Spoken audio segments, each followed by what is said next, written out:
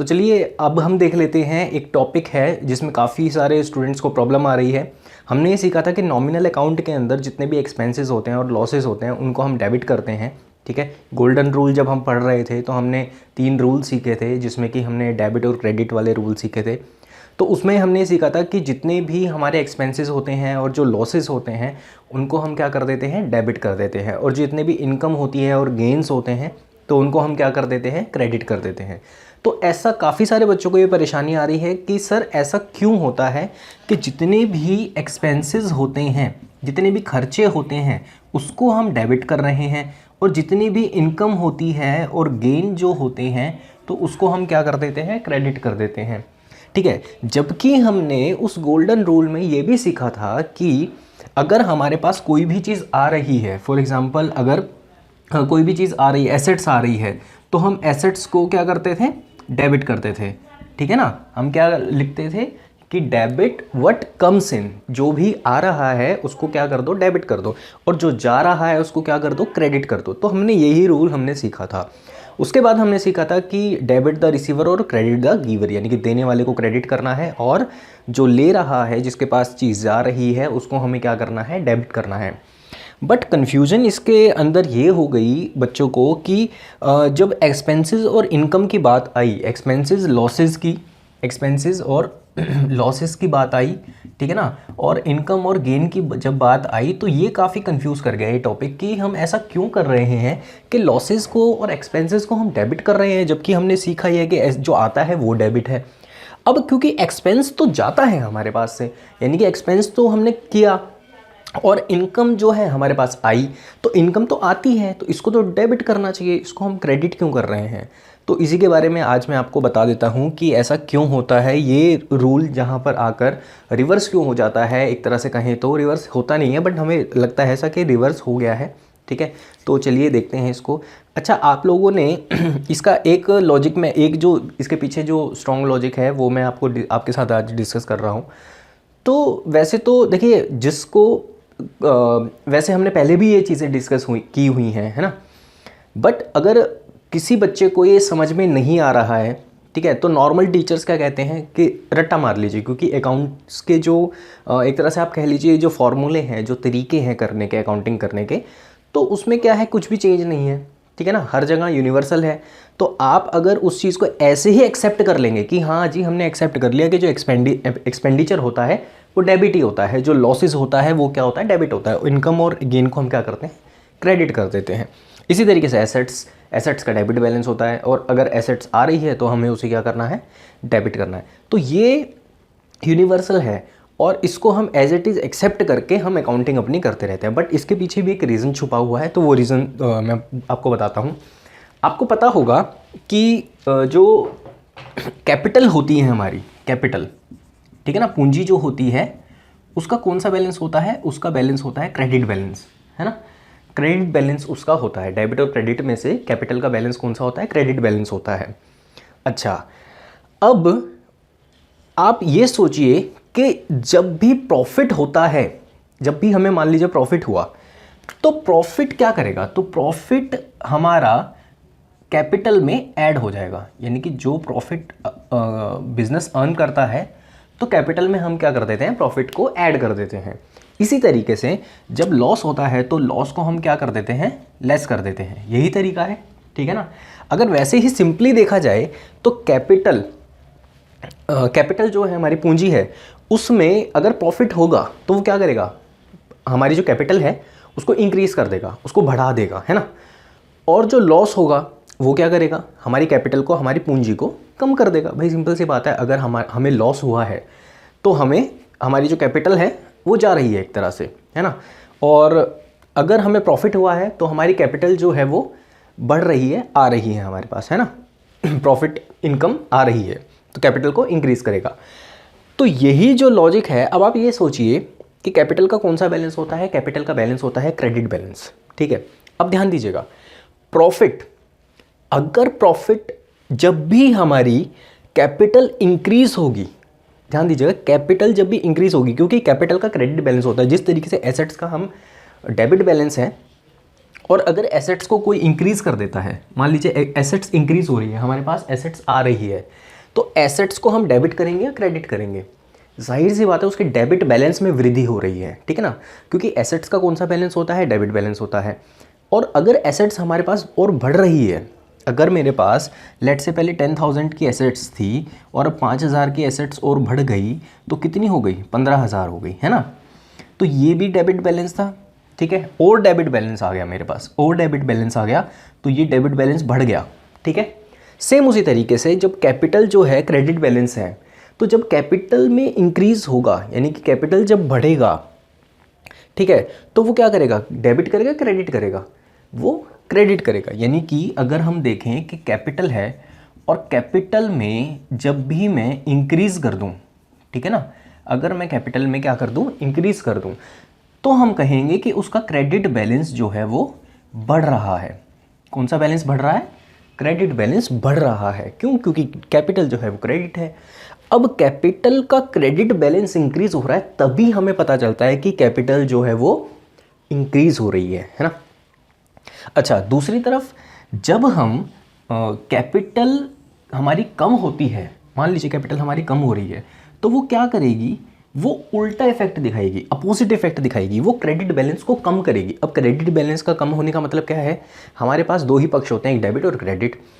जब हमारी कैपिटल कम हो रही है, यानी कि क्रेडिट बैलेंस कम हो रहा है, तो इसका मतलब क्या है कि डेबिट साइड ज़्यादा बड़ी है। ये डेबिट और ये क्रेडिट। क्रेडिट का कम कब होगा? जब डेबिट बढ़ रहा होगा, तभी तो क्रेडिट कम हुआ, है ना। यानी कि कैपिटल के कम होने का मतलब क्या है? डेबिट बैलेंस का बढ़ना। डेबिट बैलेंस का कैपिटल के कम होने का मतलब क्या है? डेबिट बैलेंस का बढ़ना, ठीक है। तो आप ये समझिए कि कैपिटल इंक्रीज कब होता है, यानी कि कैपिटल का क्रेडिट बैलेंस कब इंक्रीज हुआ? जब प्रॉफिट हमने उसमें ऐड किया। जब हमने क्या किया? प्रॉफिट ऐड किया, ठीक है। तो जाहिर सी बात है प्रॉफिट का कौन सा बैलेंस होना चाहिए? क्योंकि कैपिटल को बढ़ा रहा है, कैपिटल के क्रेडिट को बढ़ा रहा है, तो प्रॉफिट का कौन सा बैलेंस होना चाहिए? क्रेडिट बैलेंस होना चाहिए। इसीलिए प्रॉफिट और इनकम को, जो भी हमारे पास इनकम आती है, तो हम उसको क्रेडिट कर देते हैं। क्यों? क्योंकि वो कैपिटल को क्या कर रहा है? कैपिटल में क्रेडिट बैलेंस को बढ़ा रहा है। तो क्रेडिट बैलेंस को कौन सा बैलेंस बढ़ाएगा? क्रेडिट ही तो बढ़ाएगा ना। क्रेडिट बैलेंस को क्रेडिट बैलेंस बढ़ाएगा, डेबिट तो कम करेगा। और उसी तरीके से जो हमारा लॉस हुआ है, लॉस को हम डेबिट क्यों करते हैं? क्योंकि ये लॉस क्या काम करता है? ये लॉस कैपिटल को कम करने का काम करता है, यानी कि जितनी भी हमारी कैपिटल है उसको कम करेगा। तो यहाँ पर कम होने का मतलब क्या है? कैपिटल कम होने का मतलब क्या है? डेबिट बैलेंस का बढ़ना। तो डेबिट बैलेंस किस स्थिति में बढ़ सकता है? जब लॉस हो, जितना ज़्यादा लॉस हो। कैपिटल में से लॉस को माइनस करने का मतलब क्या है? कि डेबिट बैलेंस को माइनस करना। डेबिट बैलेंस ही तो माइनस करेगा, तो इनडायरेक्टली या डायरेक्टली लॉस का कौन सा बैलेंस होगा? Debit balance. भाई लॉस डेबिट बैलेंस है, तभी तो कम कर रहा है कैपिटल को। यानी कि कैपिटल के जो क्रेडिट बैलेंस है, कैपिटल के क्रेडिट बैलेंस को वो क्या कर रहा है? कम कर रहा है। क्यों? क्योंकि लॉस का डेबिट बैलेंस है, तभी तो कर रहा है वो। अगर मान लीजिए लॉस को हम क्रेडिट कर दें, चलिए मान के चलते हैं, थोड़ा अपोजिट तरीके से भी देख के चलते हैं इस चीज़ को। तो चलिए अब मैं आपको इस तरीके से समझाता हूँ कि मान के देखिए कैपिटल है, ठीक है ना, और कैपिटल का कौन सा बैलेंस होता है? क्रेडिट बैलेंस होता है, ठीक है। अब हम रिवर्स करके देखते हैं। हम ये मान के चलते हैं कि लॉस जो है ना उसको डेबिट नहीं होना चाहिए, क्योंकि लॉस तो जाता है, उसको क्रेडिट होना चाहिए, है ना। तो लॉस को हमने क्या कर दिया? क्रेडिट कर दिया। क्रेडिट होने का मतलब क्या है? कि कैपिटल को बढ़ाएगा। अगर हम लॉस को क्या कर दें? क्रेडिट कर दें, यानी कि माइनस की जगह प्लस कर दें, तो क्या करेगा? क्या लॉस कभी भी, अब लॉजिकली सोच के देखिए, और लेस कर दें हम प्रॉफिट को, प्रॉफिट को हम क्या करते हैं? माइनस कर दें। तो आप लॉजिकली ये सोच के देखिए, क्या कभी लॉस हमारे पास इनकम को बढ़ा सकता है? मतलब एक तो मेरे को लॉस हो रहा है और ऊपर से मेरी पूंजी बढ़ रही है, क्या कभी ऐसा हो सकता है? ऐसी सिचुएशन आ सकती है। और दूसरी तरफ जब मुझे प्रॉफिट हो तो मेरी पूंजी कम हो जाए, ऐसा हो सकता है? नहीं हो सकता। जब मुझे प्रॉफिट होगा तो जाहिर सी बात है मेरी पूंजी बढ़ेगी ही बढ़ेगी। पूंजी के बढ़ने का मतलब क्रेडिट बैलेंस है और बढ़ना। तो प्रॉफिट क्या होना चाहिए? डेबिट या क्रेडिट? ऑफ कोर्स क्रेडिट होना चाहिए, है ना। दूसरी बात, लॉस क्या होना चाहिए? डेबिट, क्योंकि वो क्या कम कर देगा? उसका सीधा साधा काम क्या है कि कैपिटल को कम कर देना। हमारे पास जितनी पूंजी है, हमारी जितनी कैपिटल है, उसको कम कर देना। तो इसीलिए तो वो डेबिट बैलेंस है, ठीक है, समझ में आया। अच्छा, एक तरीके से और सोच के देखते हैं, एक और वे में इसको सोच के देखते हैं।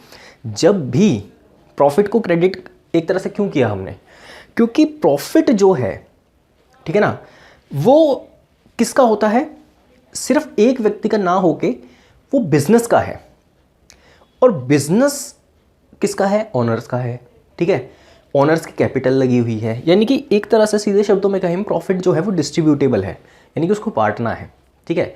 यानी कि इनडायरेक्टली अगर ये सोचा जाए कि प्रॉफिट जो है वो हमारा होकर भी हमारा नहीं है, क्यों, क्योंकि वो तो जा रहा है, जिसके पैसे लगे हैं वो अपना प्रॉफिट उसमें से हिस्सा लेगा।